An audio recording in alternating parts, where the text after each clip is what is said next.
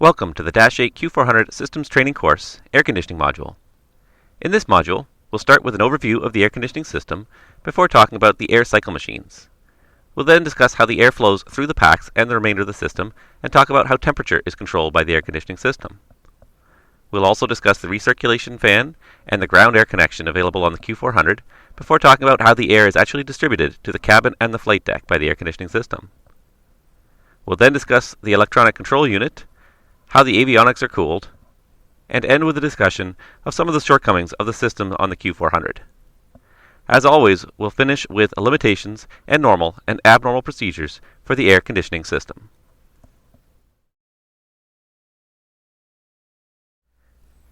The air conditioning system on the Q400 is responsible for delivering air to the cabin to pressurize the cabin and maintain a comfortable temperature within the cabin. To accomplish this, bleed air from either the engines or the APU is run through two air cycle machines, also known as air conditioning packs or just packs. The packs regulate the temperature of the outgoing air to match what is requested for the cabin. A series of valves control airflow and ducts route the conditioned air to the cabin and the flight deck. All of this is controlled by an electronic control unit or ECU, which measures temperatures and pressures throughout the system and adjusts the various valves until the desired values are achieved. The heart of the air conditioning system is the two air cycle machines.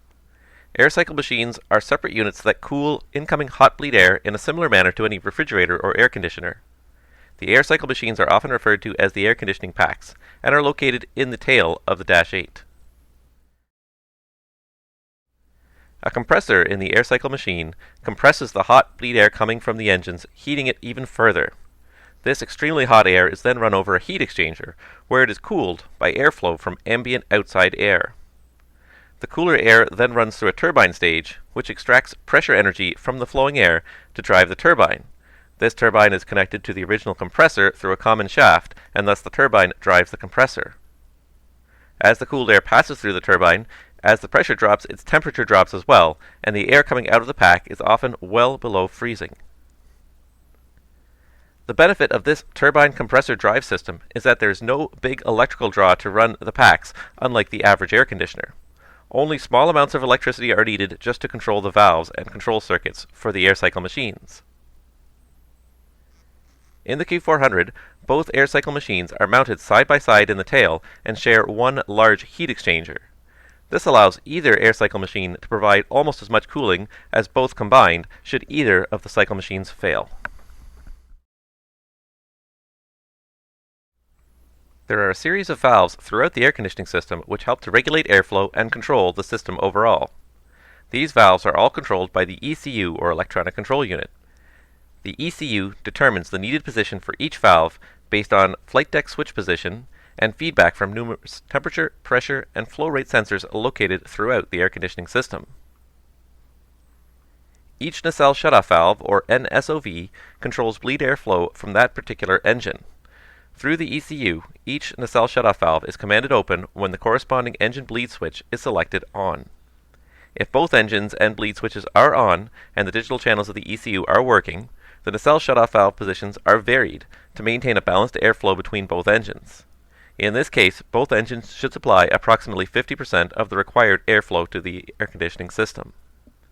If either of the digital channels are failed, then the corresponding nacelle shutoff valve operates only in on or off mode, with no flow control or load balancing.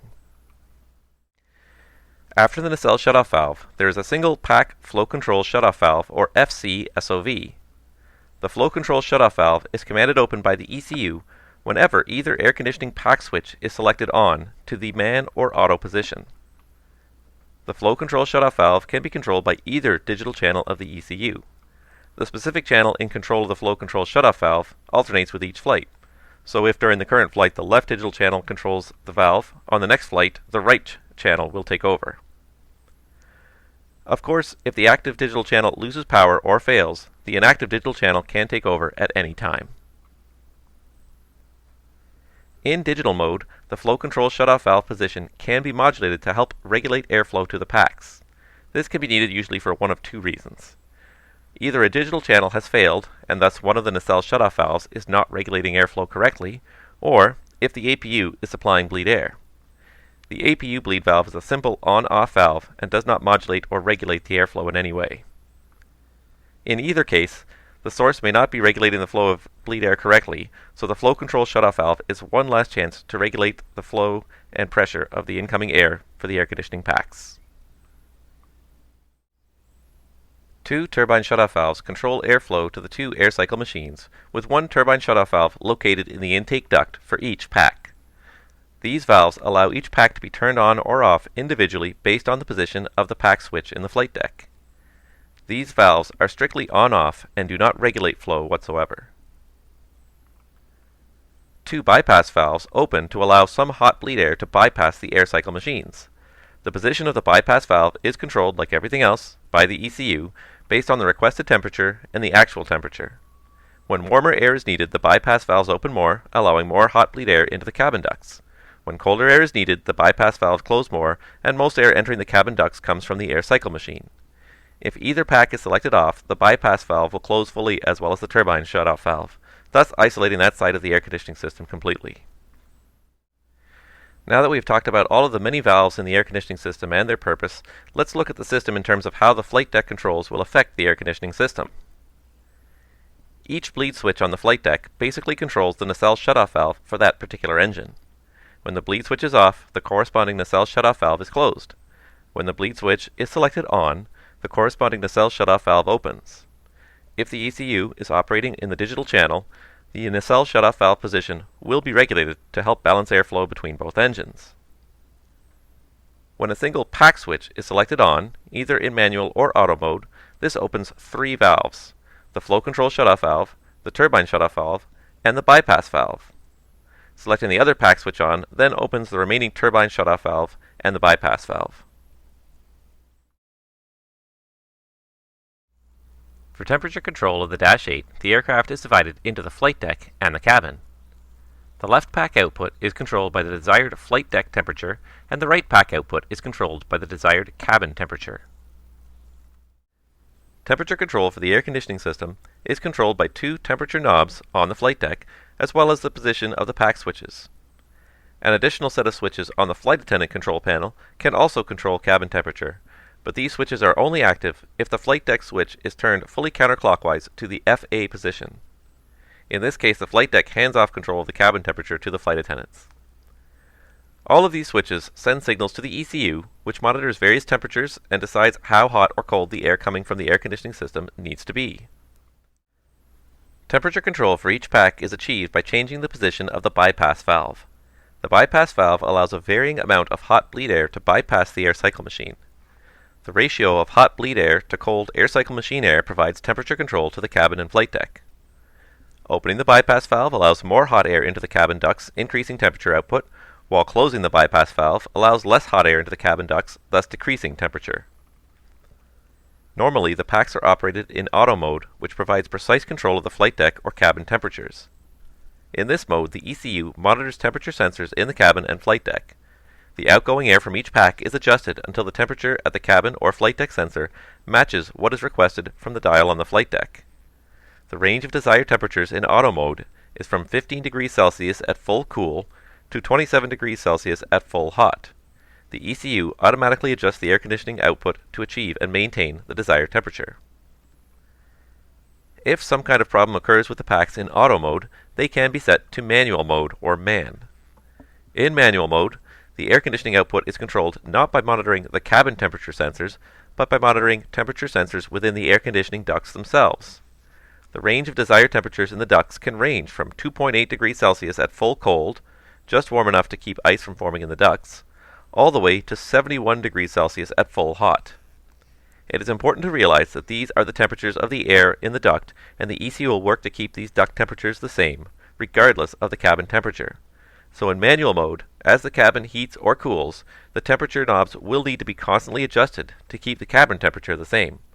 This is not ideal, but provides some level of control should there be issues with a malfunctioning cabin temperature sensor. The effectiveness of the temperature controls for the air conditioning system can be monitored on the air conditioning panel. A single temperature gauge is controlled by a 3-position switch.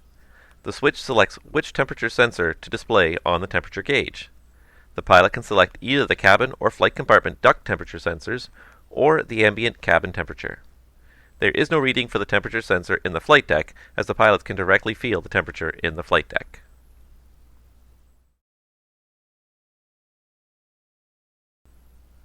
A recirculation fan is installed at the rear of the aft cargo compartment.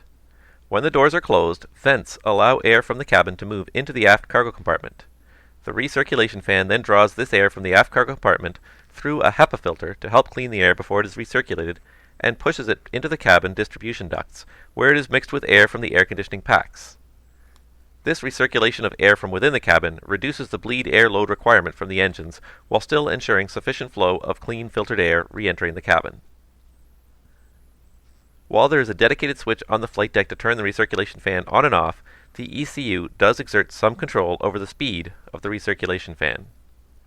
When the fan first starts, it starts off at low speed to minimize current draw until the fan has accelerated.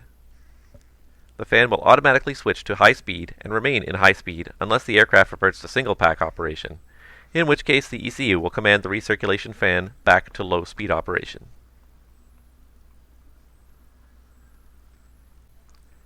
The Q400 also features an external air connection point under the tail of the aircraft. A heating or air conditioning cart can be connected to provide a source to heat or cool the cabin when neither the engines or APU are running. These carts use much less fuel than the APU, especially when on an extended turn, but do not provide as much airflow. In extreme conditions, these external carts are often not sufficient, and APU use will be required during turns to maintain reasonable cabin temperatures. Note that the external air enters the air conditioning ducts at the same point as the recirculation fan. This air does not enter the air conditioning packs at all, but goes straight through the cabin ducts and into the cabin. After exiting the packs, the airflow merges into a single duct that is separated by a partition wall down the middle of the duct. At the rear of the cabin, this dual duct diverges into separate ducts feeding the cabin and the flight deck. The geometry of these ducts is designed such that, if both packs are operating, roughly half the air from the left pack flows to the flight deck. The other half of the air from the left pack combines with air from the right pack and enters the cabin. Thus the cabin gets about 75% of the total air exiting both packs. The duct heading to the flight deck also feeds a few other locations in the aircraft: the aft cargo compartment, the forward lav, and the forward flight attendant gasper. However, most of the air arrives in the flight deck and is split into two symmetrical systems, feeding each side of the flight deck through a series of vents and gaspers located at the side windows, the side panel, the forward panel, and in the footwells. Note that some of the valves can be closed using controls on the flight deck sidewalls located under the window. Air entering the cabin is split into a lower and upper duct. The upper duct feeds the gasper vents on the passenger service units, which are the little vents above the passengers' heads, as well as upwash and downwash vents. The upwash vents push air above the overhead bins towards the ceiling, while the downwash vents push air down the sidewalls below the overhead bins. The lower duct feeds a series of vents along both sides of the cabin, just above the floorboards. The airflow between these two ducts is controlled by a distribution damper. This damper, controlled like everything else by the almighty ECU, varies the amount of air based on the temperature in the duct. When the duct temperature is moderate, airflow is split 50-50. When the duct is supplying hot air, 70% of the air enters the lower duct and only 30% enters the upper duct. During cooling operations, only 30% of the air enters the lower duct, while 70% enters the upper duct. Thus the warm air rises and heats the cabin from below, while during cooling, cool air sinks and cools the cabin from above.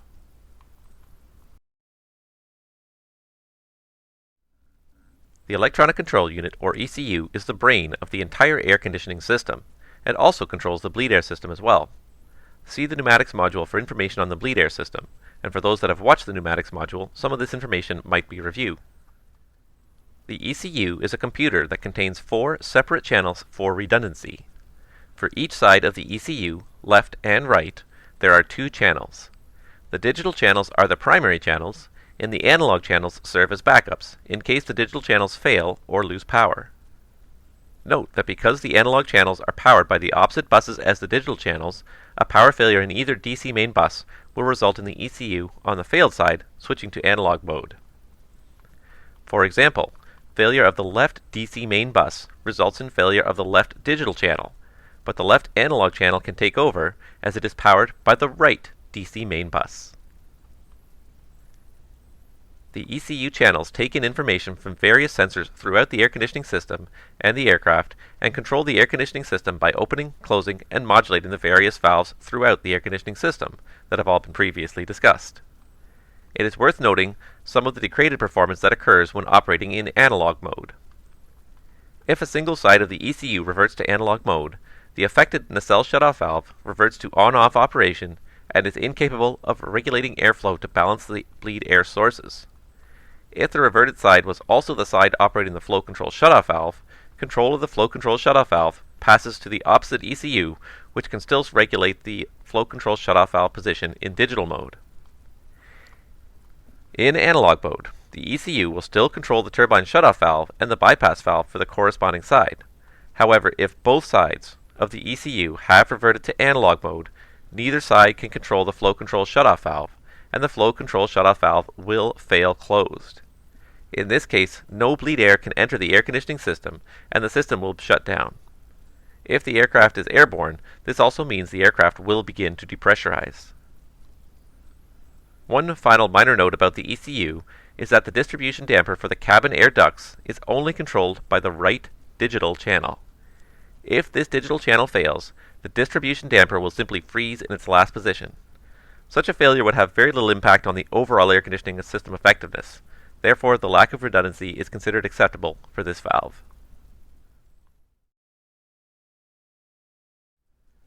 The Dash 8 Q400 has a very modern flight deck with lots of electronics running the various aircraft systems. Unfortunately, all these computers generate a lot of heat that needs to be safely dissipated to prevent damage to these sensitive electronics. The Avionics Cooling system is separate from the rest of the air conditioning system. It works by extracting heat from various electronics around the flight deck. A series of ducts removes hot air from the 5 LCD screens on the main panel and the various avionics modules located in the avionics rack and the upper wardrobe rack, both of which are located in compartments behind the captain. A series of 3 fans remove the hot air from these locations through a series of ducts and vent the hot air under the floorboards under the forward part of the main cabin. If the airplane is running on battery power alone, only fan 1 runs and at half speed, or if fan 1 fails, fan 2 can take over. This provides a minimal level of cooling for the LCD displays, which is fine as long as they are not left on full bright. When full electrical power is on the airplane, fans 1 and 2 are running, and fan 3 is a standby. If fan 1 or fan 2 fails, fan 3 will automatically turn on with no indication to the pilots. If, however, 2 of the 3 fans fail, a fans fail message will appear on the ED. On the ground, this message is accompanied by the avionics caution light. The aircraft cannot depart again until at least 2 of the fans are operational. There is one other shut-off switch for the avionics fans. A temperature sensor in each LCD display will inhibit the avionics fan operation on cold starts until the LCDs have reached their minimum temperature level. This feature is disabled anytime the aircraft is already airborne.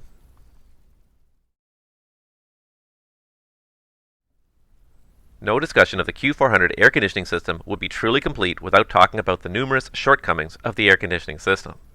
The air conditioning system is one of the most reviled systems on the Q400, cursed by pilots the world over. The system suffers primarily from inadequate airflow and temperature control, and only works with airplanes that are more than half empty. Airplanes with more than 40 or 50 passengers are often unable to provide enough cooling air to keep the cabin from overheating. It is said that for pilots of the Q400, you will freeze in the winter, and you will freeze in the summer. In the winter, on flights over an hour, the flight deck temperature continually drops because of the cold air flowing over the nose of the aircraft, and because not enough heat will make it all the way from the packs at the back of the airplane to the flight deck 90 feet away, as heat is constantly being drained away from the air conditioning ducts by cold air flowing over the aircraft's skin. In the summer, the air conditioning system can never keep the cabin cool once it is filled with more than 40 or 50 passengers. Pilots often end up turning the flight deck temperature down well below comfortable levels to try to force more cool air into the cabin. The flight deck ends up freezing cold while the cabin is still stiflingly hot. The air conditioning system also fails to provide sufficient airflow on the ground when running with the engines at or near idle. The system was designed for use in flight, and, on the ground, bleed airflow is completely inadequate, and the air cycle machines cannot decrease the temperature of the bleed air enough to cool the cabin. For ground operations, the APU provides a much more powerful source of bleed air. A similar tendency is noticed during prolonged descents in flight, where the bleed system again suffers from inadequate airflow. Unfortunately, in the air, the APU cannot be used.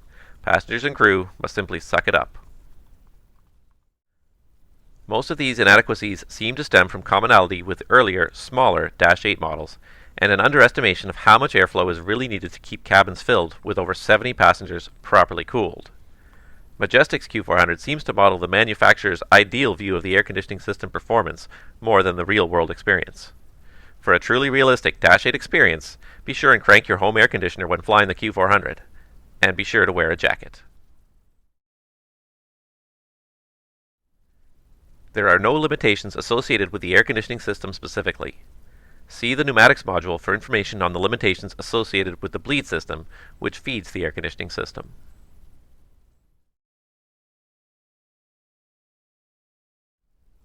There are very few normal procedures for the pilots associated with the air conditioning system.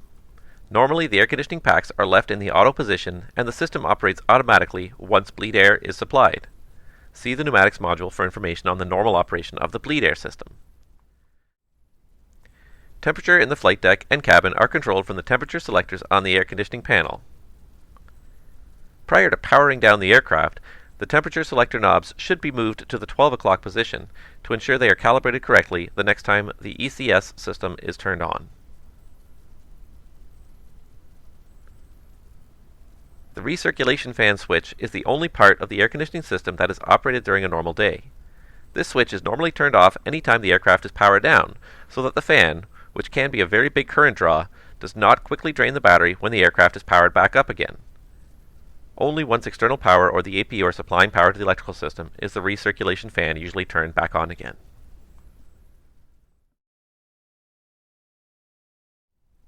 There are only a few abnormalities associated with the air conditioning system, as the ECU works hard to regulate the air conditioning system. The only caution lights associated with this system are from system overheats. As always, make sure to follow the appropriate checklist. If either pack hot caution light illuminates, the ECU should have already closed the turbine shutoff valve to shut off the pack. The associated pack switch is simply selected off to ensure the pack is shut down properly. The bleeds are selected to max to ensure the remaining pack supplies enough air for the air conditioning system.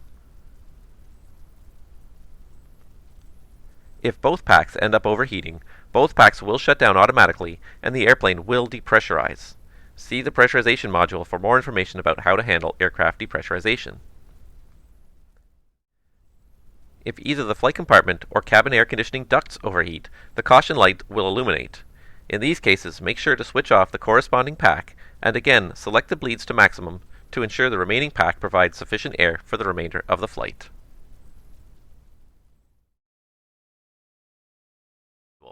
We will now conduct a brief review.